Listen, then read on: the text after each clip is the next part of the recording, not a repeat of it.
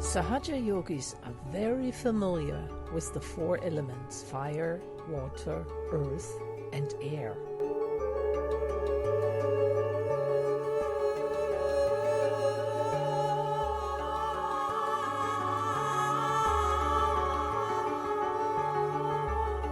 As a matter of fact, we request the help of those elements on a daily basis.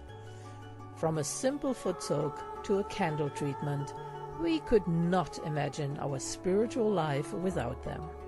They help us clean our chakras, surrender our problems, and evolve our spiritual ascent. But there's also a fifth element that can help us in our spiritual journey, an element that we can't see, smell, or touch, but that nevertheless is very powerful: ether.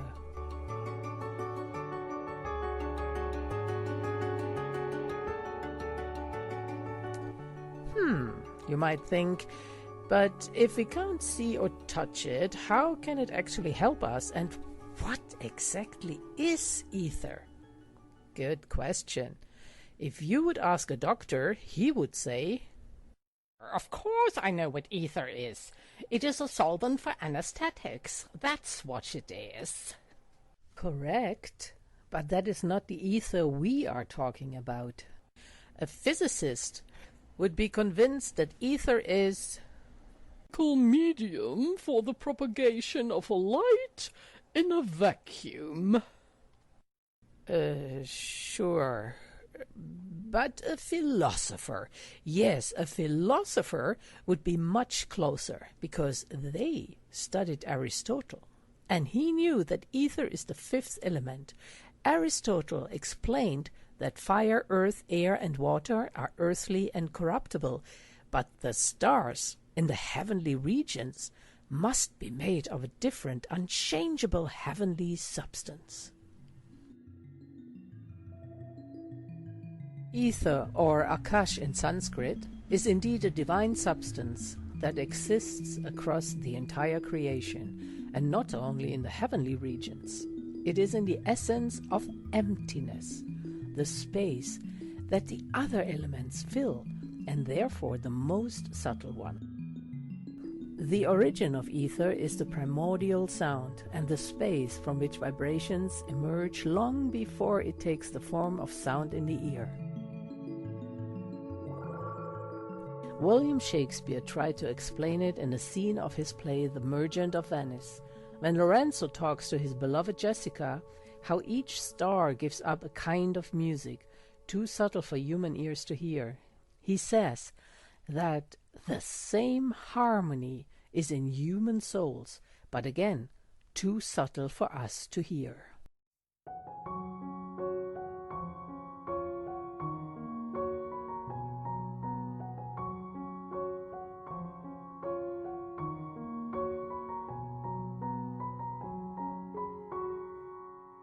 How sweet the moonlight sleeps upon this bank. Here we will sit, and let the sounds of music creep in our ears. Soft stillness and the night become the touches of sweet harmony. Sit, Jessica. Look how the floor of heaven is thick inlaid with patterns of bright gold. There's not the smallest orb which thou beholdest, but in his motion like an angel sings, still choiring to the young-eyed cherubims. Such harmony is in immortal souls. But whilst this muddy vesture of decay doth grossly close it in, we cannot hear it.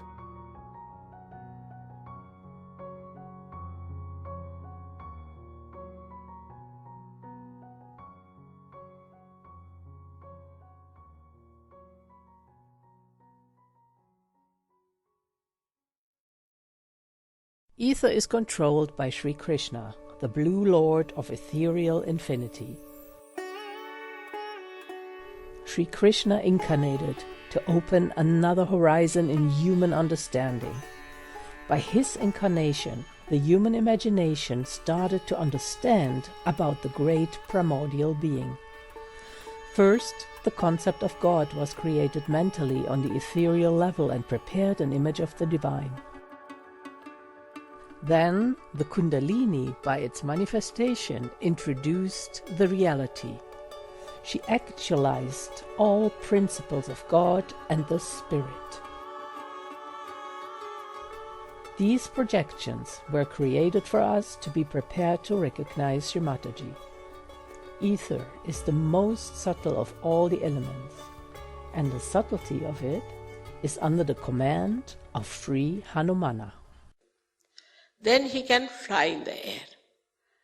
Just he doesn't have any wings, but he can just fly in the air. That means he can become so big that the amount of air he displaces has a much more weight than his own weight. Just the same principle Archimedes, if you know the Archimedes principle. That he becomes so big that his body starts floating in the air. Like a boat, you see, you can call it. And he can fly in the air. And by flying in the air, he can carry the message from one to another through the ether. Now the subtle of the ether that we have is under the command of Sri Hanumana. He is the one who controls, or is the lord of this ether, the subtle of the ether, or say the causal of the ether, and through it, it communicates. All the communications that you find, like we have within ourselves also of ductless glands, which a pituitary is using ductless glands, is through Hanumana's movement. Because he can go into a nirakar, he can go into a formless state. Also the communications, we know for this communication that we have, maybe we can say that we have got a loudspeaker. But we have a television, we have got radios and all those things. Where we catch on to the ether anything is all the blessings of Hanumana and are available to people who are right-sided. Only the right-sided people discover these things of the space, which we call as a cordless telephone or a thing without. We have also telegraphs and where we don't use any wires. So without any connection, through the ether, he can manage. So all the ethereal connections has been done by this great engineer, Sri Hanumana. And it is so perfect, it's so perfect, that you cannot challenge it and you cannot find faults with it. Maybe your instruments may not be all right, but as far as his ethereal work is concerned, he is perfectly there. Now the scientists discover it and think that it is in the nature, but they never think, how can it be? We say something in the ether, and how is it is received on the other hand? They just take it for granted that it is so, that we say something here or we relay something on the television and it is seen the other side. But they never even think or search out how it is done, what is the way. And this is what is the work of Sri Hanumana, who has done such a beautiful network. And through that network, all these things work out. Ether, when enlightened, communicates ideas which are divine and carries them out. To achieve an ethereal state, we have to be in thoughtless awareness. From there, we need to expand. We have to go much deeper within ourselves to touch our essences. It works like a broadcast. Everything that has been put into the ether can be received anywhere.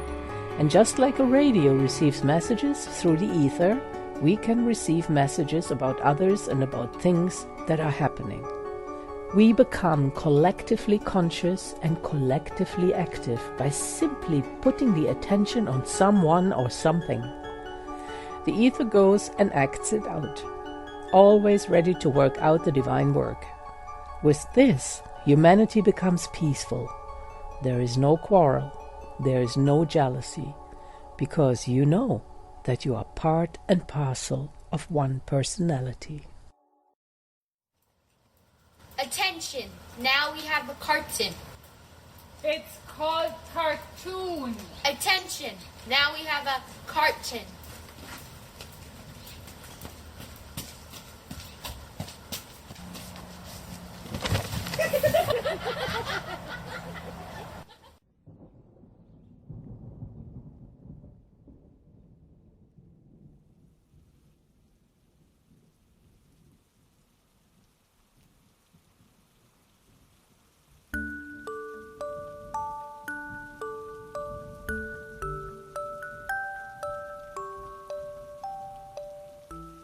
Once upon a time there was a little girl who was very curious. One day it was raining and she looked at her parents' bookshelf. She found a magazine called The Divine Cool Breeze and started reading it. There she found out about an element called ether. She couldn't understand the explanation, so she went to her mom and asked, "Mom, what is ether?" Her mom looked at her and said, "Ether is everywhere where there is nothing, and because it fills the nothing, it connects everything." The girl was confused. "But if it is nothing, how can it exist?" "Oh, it does exist," her mother smiled. "Just that you can't see it, but it is in the tiniest spaces." "Oh, is it like a raindrop?" asked the girl. "Yes, in a way it is like a raindrop. Just imagine that this drop would carry space instead of water. Very special space." "But what is so special about that space?" wondered the girl. "Oh, this one is special because this space talks to God and is part of the divine." "So where was it made? In heaven?" said the girl after a few seconds of silence. Ether started by sound, created by the divine. The sound traveled by filling the space, and it can travel anywhere and everywhere. Ether is a medium to prepare the follow-up for our pure desires. What? I don't think I understand it better now. Well, see, when your brother plays the flute, the desire is to make sound that pleases the divine. He uses his breath and the flute, and the sound gets made. Sometimes more pleasing to us than other times, I know. Sometimes a lot of practice is needed, says the mother, wincing on some wrong sharp sounds. "Mama, is it painful for the divine to hear it before the sounds get pleasing?" "No, sweetie. Ether takes care that it will only travel to divine ears once it sounds pleasing. And it will be pleasing if it is offered with a pure heart, no matter how the sound seems to us. And we can just close the door for a bit."